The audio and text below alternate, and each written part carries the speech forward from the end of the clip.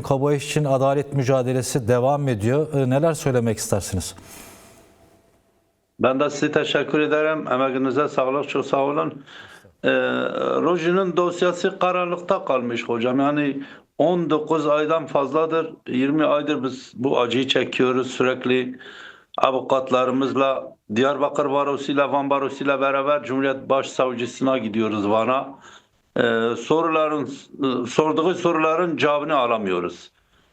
Sürekli eksik yürütülüyor. Hatta o iki erkek DNA'sı da o şekilde bizi oyaladılar, dediler bu bulaştır, bulaş yoluyla o şekilde düşündüler, bizi oyaladılar. Bir sene sonra ikinci rapor geldi. Vücudun neresinde tespit edildi, o belli oldu, artık bir cinayettir. 195 kişiye baktılar, hem orada taşıyan kişiler olsa, jandarmalar, doktorlar, bütün herkesin DNA'sına bakıldı o civarda. Bizim akrabalar, orada olan kişiler, çocuklarım DNA'sına baktılar. Kimseninkine eşleşmedi. Bu yani bellidir ki bir cinayettir. Ama dosya bir türlü aydınlığa kavuşmuyor. Çok sorulan sorular vardır. Adli tıpta sıkıntı var. Önceki dönem savcıda sıkıntı vardır. Maalesef cevap alamıyoruz. Çok sıkıntı çekiyoruz. Kamera kayıtları silinmiş. Rojin'in telefonu 19 aydır hala açılmamış. İspanya'ya gönderildiler. İspanya'da da herhangi bir işlem yapılmadı. Telefon geri geldi. Şu anda da dediler biz Çin'e göndereceğiz. İstenirse o silinen kamera kayıtları da geri alınabiliyor aslında. Böyle bir teknoloji de var. Şimdi Gülistan Doku için yıllar sonra gelen bu gözaltıların akabinde bir umut da haliyle ortaya çıktı. Rojin Kabayiş dosyasının da aydınlatılması, gerçeklerin üzerine gidilmesi, hiçbir şekilde gerçeklerin üzerinin örtülmemesi talebiyle. Neler söylemek istersiniz? Taleplerinizi yenilemek gerekirse. Defaatle birçok kez söylediniz ama buyurun tekrar belki duymayanlara tekrar duyurmuş oluruz. Gülistan Doku'nun ailesi de 6 yıldır, o da bizim gibi çok acı çekti. Hem Rojin Kabayiş'in dosyası hem de Gülistan Doku'nun dosyası, ikisi de aynı, birebir bir benzerlik vardı ikisinde de. Örtbas etmeye çalışıyorlardı. Ama 6 yıl sonra Gülistan Doku'nun dosyası aydınlandı. Şu anda 13 kişi gözaltındadır. Valinin oğlu da dahil. Yani Rojin Kabayiş'in dosyası da aynı onun benzerindedir. Kamera kayıtları silmişler. Ondan sonra detaylı bir şekilde arama çalışmaları eksik yürütüldü. Sürekli gole yönlendirdiler. Van Gölü'nün içinde arama yapıldılar. Ben defalarca söyledim. Bu yakın köylerde, mezralarda arama yapılsın ki belki metruk evlerdedir. Yapamadılar. En son 8-9 gün aradan geçti, sonra yan köyü arama ettiler. Daha iş işten geçmiş. Kim bilir çocuğu nereye götürmüşlerdi. Sonra Rojin'e zarar vermişler. 24 kilometre üniversiteden uzak göl kenarına bırakmışlar. O şekilde intihar süsü vermişlerdi. Yani bu bellidir, bir cinayettir, nettir. Ortaya çıktı artık. İki erkek DNA'sı tespit edilmiş. Akciğerinde su olmadığını raporda yazılıdır. Bu da resmi olarak tespit edilmiş. Yani çok sıkıntı var da var, yani söylemekle bitmiyor. Öyle o şekil bizi üzüyorlar.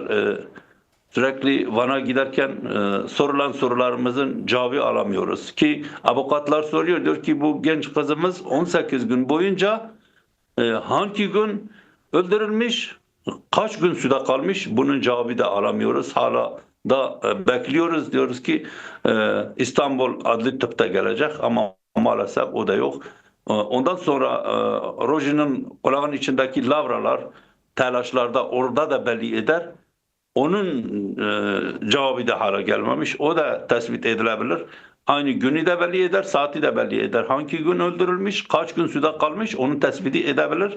Ama savcılık suçu adli tıpa atıyor. Adli tıp da diyor ben cevaplarımı göndermişim, savcılıktadır. Şu şekil. Dosyanın yeniden kapsamlı bir şekilde açılması, yani adli tıp dışında da tıbbi kurum ve kuruluşların bu konuya dair müdahil olmasına dair talepleriniz oldu mu? Ne tür yanıt aldınız? Sürekli taleplerimiz oluyor. Dosya hala açıktır. Biz kapatmaya izin vermiyoruz. Avukatlarımızla beraber şu anda 15-16 tane avukat dosyaya bakıyor ve artı bölge baroları da hepsi onlar da müdahildir. Onlar da dosyaya bakıyorlar.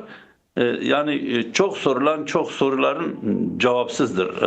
O soruların soruyorum. cevabı gelirse her şey netleşir. Yani Adli Tıp Kurumu diye bilinen kurum aslında yani ölüm döşeğindeki insanlara da hapishanede kalabilir gibi raporları veren bir kurum olduğu için, bağımsızlığı tartışmalı bir kurum olduğu için bu soruyu sordum.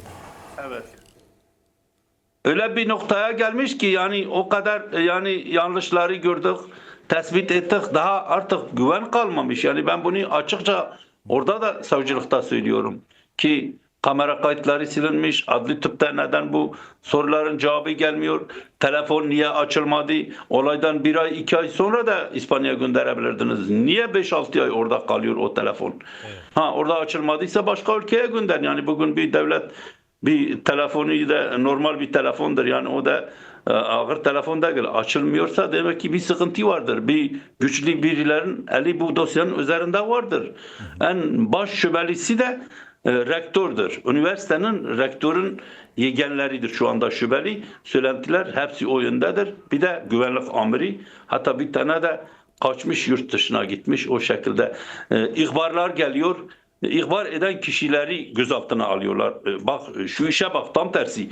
Gerek olması lazımdır. Yani o ihbar eden kişi o olay için bir ışık tutuyor. Peki, size yol gösteriyor. Dair bilgi, neden onu gözaltına alıyor?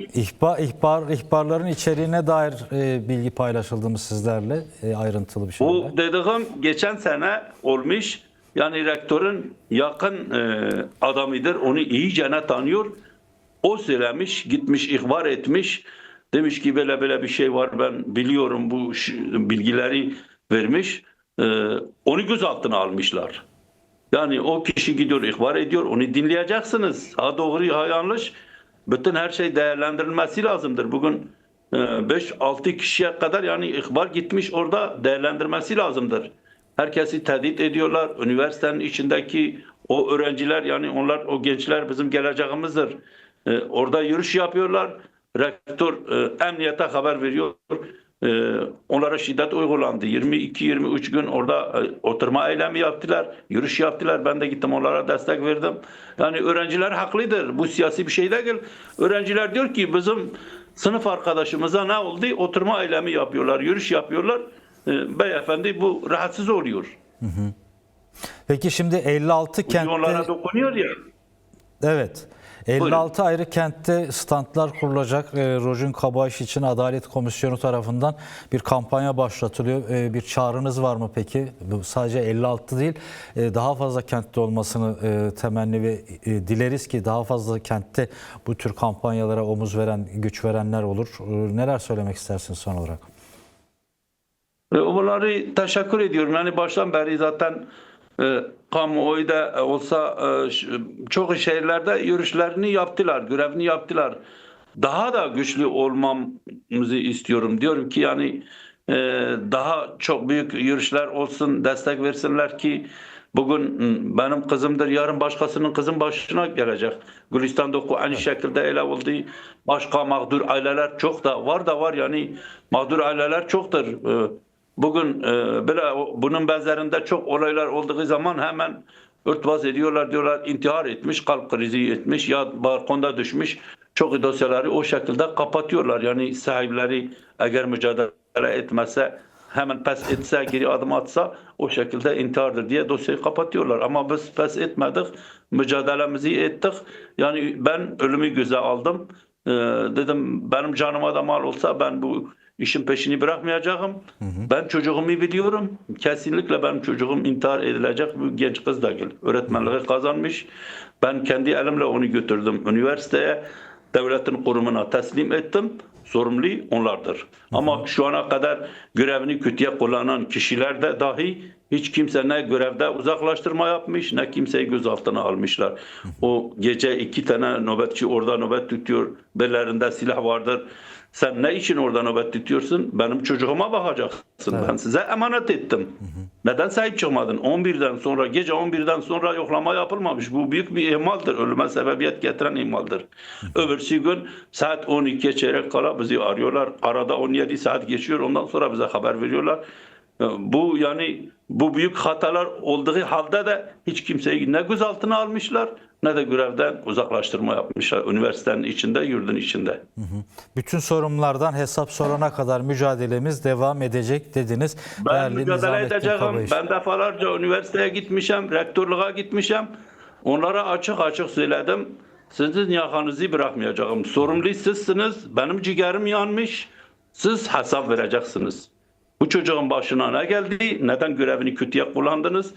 Neden kamera kayıtları siliyorsunuz? Oradaki görevliler neden benim kızıma bakmamış, araştırılmamış? Ölüm sebebi niye araştırmıyorsunuz? Bu çocuğun başına ne geldi?